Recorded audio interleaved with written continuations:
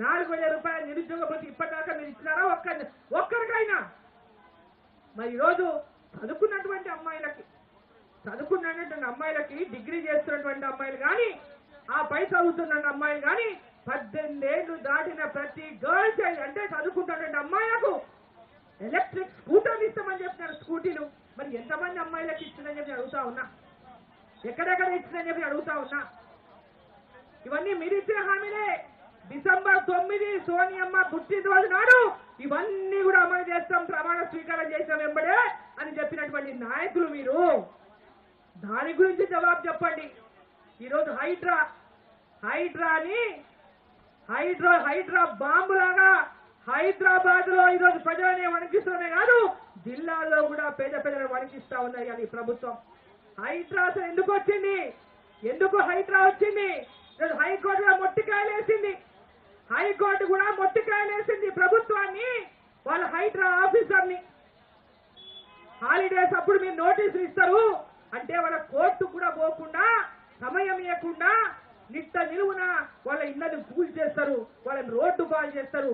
ఈరోజు వాళ్ళు పెడుతున్నటువంటి శాపాలు, ఆ యొక్క ఇల్లు గూడు కోల్పోయి పైన నెత్తి మీద నీడ కోల్పోయి వాళ్ళు ఏడుస్తున్నటువంటి ఏడ్పులు చూస్తుంటే మీకు కనికరం కలుగుతలేదా? మీకు బాధ కలుగుతలేదా? మీ కుటుంబాలు లేవా? మీవి కుటుంబాలు కావా? ఎంతో జీవితంలో రూపాయి జమ చేసి మధ్యతరగతి కుటుంబీకులు కానీ, ఇంకా మధ్యతరగతి దిగువతున్న కుటుంబాలు కానీ అక్కడ ఇక్కడ ఏదో రూపాయి జమ చేసి కట్టుకున్నటువంటి ఇళ్ళని గతంలో మీరే పర్మిషన్లు ఇచ్చి, మీరే అనుమతులు ఇచ్చి 2014 కంటే ముందున్నటువంటి ప్రభుత్వం ఎవరిది? మరి ఆ రోజు ఎందుకు అనుమతులు ఇచ్చినారు? ఈ రోజు అనుమతులు ఆ రోజు ఇచ్చిన అనుమతులు చెల్లవని, ఆ రోజున అధికారులు అవినీతి పరులని, అవినీతి చేసి పర్మిషన్లు ఇచ్చిందని మరి మీరే నిర్ణయిస్తే ఒక ప్రభుత్వం అనుమతులు ఇస్తుంది, ఇంకో ప్రభుత్వం వచ్చి కూలగొడుతుంది. అంటే కూలగొట్టడానికైనా ఈ రాష్ట్రంలో ఇందిరమ్మ రాజ్యాన్ని తీసుకొచ్చిందని చెప్పి నేను ప్రశ్నిస్తా ఉన్నా. ఇండ్లు కూలగొట్టే రాజ్యమేనా ఇందిరమ్మ రాజ్యం? ఇండ్లు గుల్లగొట్టడానికైనా ఇందిరమ్మ రాజ్యం తీసుకొచ్చింది మీకు. ఇందిరమ్మ రాజ్యం అని అబద్ధాలు మోసం చేసి ప్రజలను తెలంగాణలో అధికారంలోకి వచ్చింది కాంగ్రెస్ పార్టీ. ఆ పేరు చెప్పుకునే కదా ఈరోజు పేదలకు ఇల్లు కట్టియమంటే ఇప్పటిదాకా వాళ్ళు ఒక ఇల్లు అడిగలే. ప్రధానమంత్రి ఆవాస్ యోజన కింద ఇచ్చినటువంటి ఇళ్ళని పెద్ద ఎత్తున గ్రామీణ ప్రాంతాలు ఇల్లు లేనటువంటి వాళ్లకు ఎంబడే మరి ఇళ్ళని ఇవ్వాల్సినటువంటి ప్రభుత్వం ఎక్కడ కూడా ఇళ్ళని ఇవ్వకపోగా ఉన్న ఇళ్లను కూలగొట్టేటటువంటి పని చేస్తా ఉంటే ఈ ప్రభుత్వం ఎందుకు వచ్చిందా అని పేదవాళ్ళంతా ఇందుకోసమేనా మేము ఓట్లు వేసి చెప్పి ఈరోజు గుండెలు బాదుకుంటుంటే మీకు నిద్ర ఎట్లా పడతా ఉందని చెప్పి నేను ప్రశ్నిస్తా ఉన్నా. నిన్న ఇల్లు కూలగొట్టేటువంటి వాళ్ళ మాటలు వింటుంటే, ఆ తిట్లు వింటుంటే, అటువంటి తిట్లు ఎప్పుడు ఎవరైనా ఏ ముఖ్యమంత్రినైనా ఎవరైనా అటువంటి తిట్లు తిన్నారా తిట్టినా అని చెప్పి ఒకసారి గుర్తు చేసుకోవాల్సినటువంటి అవసరం ఉంది. ఎంత కడుపులో మంట ఉంటే, ఎంత బాధ ఉంటే, ఎంత వాళ్ళ యొక్క కసి ఉంటే, ఎంత బాధ ఉంటే, ఎంత ఆవేదన ఉంటే వాళ్ళ మాటలు మాట్లాడిన ఒకసారి ఈ రాష్ట్ర ప్రభుత్వానికి, రాష్ట్ర ముఖ్యమంత్రికి ఇదంతా సోయి ఉండాలని చెప్పి సందర్భంగా నేను తెలియజేస్తా ఉన్నా. మీకు కక్ష ఉంటే మీ కక్ష ఎవరి మీద ఉందో వాళ్ళ మీద కక్ష తీసుకోండి. మీ సమానంగా మీ సరాసరి ఉన్నతో కక్షలు తీసుకోండి. కానీ సామాన్య ప్రజల మీద కాదు మీరు తీసుకోవాల్సింది. వాళ్ళ మీద కక్ష తీసుకోవడానికి సామాన్య ప్రజల్ని పరంగా పెట్టొద్దని చెప్పి ఈ సందర్భంగా నేను తెలియజేస్తా ఉన్నా. కక్ష తీసుకోనికి హైడ్రా వచ్చిందా? దేనికోసం హైడ్రా వచ్చింది? పెద్ద ఎత్తున ఢిల్లీకి నోట్లు పంపడానికి హైడ్రా వచ్చిందా? దేనికోసం హైడ్రా వచ్చింది? సామాన్యుల కుటుంబాలు కూలగొట్టడానికి హైడ్రా వచ్చిందా? దేనికోసం హైడ్రా వచ్చింది? ఈరోజు ఒకసారి ఆలోచించుకోవాల్సినటువంటి అవసరం ఉందని చెప్పి తెలియజేస్తా ఉన్నా. ఇంత పెద్ద నిర్ణయం తీసుకునే ముందు అన్ని పక్షాలను పిలిచి అఖిలపక్షం భేటీ చేసి దీని మీద ఏ విధంగా ముందుకు పోవాలన్న ఆలోచన కూడా లేకుండా కేవలం కొన్ని కక్షలు కార్పణ్యాలు తీసుకోవడానికి ఎవరి మీదనో వాటిని ప్రయోగించడానికి ఇంకెవరినో బలిపరుషణం చేస్తా ఉంటే చూస్తూ ఊరుకోదు భారతీయ జనతా పార్టీ అని చెప్పి సందర్భంగా నేను తెలియజేస్తా ఉన్నా. రైతాంగానికి ఇచ్చిన ప్రతి హామీని నిలబెట్టుకోండి, పేద ప్రజలకు ఇచ్చిన ప్రతి హామీని నిలబెట్టుకోండి.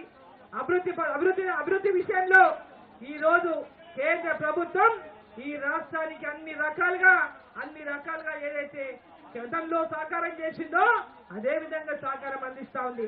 సెంటిమెంట్ రెచ్చగొట్టి కేంద్ర ప్రభుత్వం మీద ఇష్టం వచ్చినట్టు మాట్లాడి ఇష్టం వచ్చినట్టు వ్యవహారం చేస్తామంటే చూసుకుంటూ ఊరుకోదు భారతీయ జనతా పార్టీ అని చెప్పి హెచ్చరిస్తా ఉన్నా.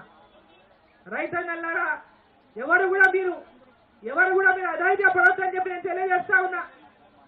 ఎంతో మంది రైతులు ఆత్మహత్యల పాలైనారు ఈ అప్పులు తీసుకోలేక. ఏ రైతులు కూడా అధైర్యపడద్దు.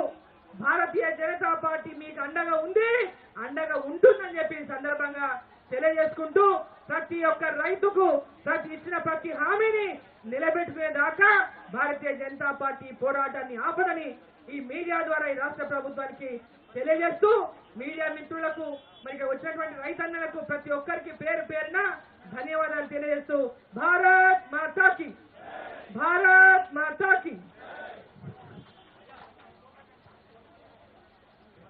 ఇప్పుడు కిసాన్ సెల్ రాష్ట్ర అధ్యక్షులు శ్రీధర్ రెడ్డి గారిని మాట్లాడుతున్నారు.